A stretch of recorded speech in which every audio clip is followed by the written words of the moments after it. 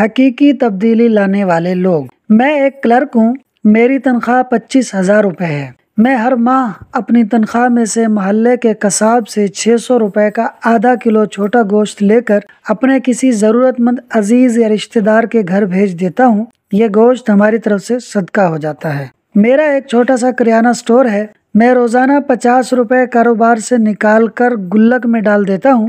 میں ہر ماہ 1500 روپے اپنے محلے کی ڈسپنسری میں دے آتا ہوں۔ وہاں معائنہ فیس 50 روپے کے عوض مریضوں کو ادویات دی جاتی ہے۔ میری طرف سے ایک مہینے میں 30 مریضوں کا علاج ہو جاتا ہے۔ میں اپنے کاروبار سے روزانہ 100 روپے الگ کر کے اپنی بیوی کے پاس جمع کرواتا ہوں۔ مہینے کے بعد ہم 3000 روپے کا راشن بیگ ایک غریب گھرانے کو بھجوا دیتے ہیں۔ میں محکمہ تعلیم سے وابستہ ہوں، سینٹر سبجیکٹ اسپیشلسٹ ہوں۔ میں ہر ماہ باقاعدگی سے اپنی تنخواہ میں سے 5000 روپے الگ کرتا ہوں۔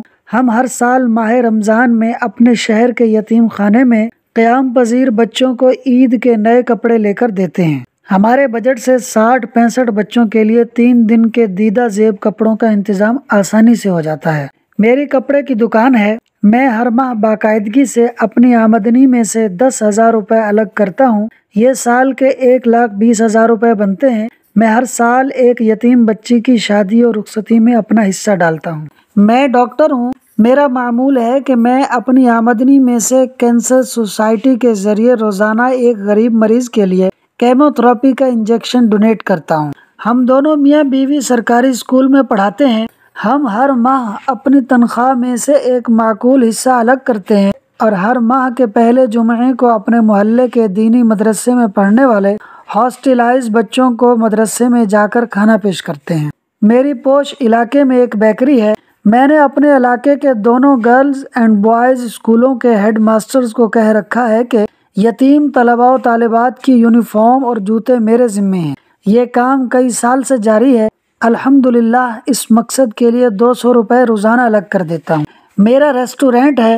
میں روزانہ 50 لوگوں کو اپنے ریسٹورینٹ سے رات کا معیاری کھانا پارسل کی صورت میں دیتا ہوں تاکہ وہ غریب لوگ گھر جا کر اپنی فیملی کے ساتھ سیر ہو کر کھائیں۔ میں انجینئر ہوں۔ میں ایک نجی کمپنی میں جاب کرتا ہوں۔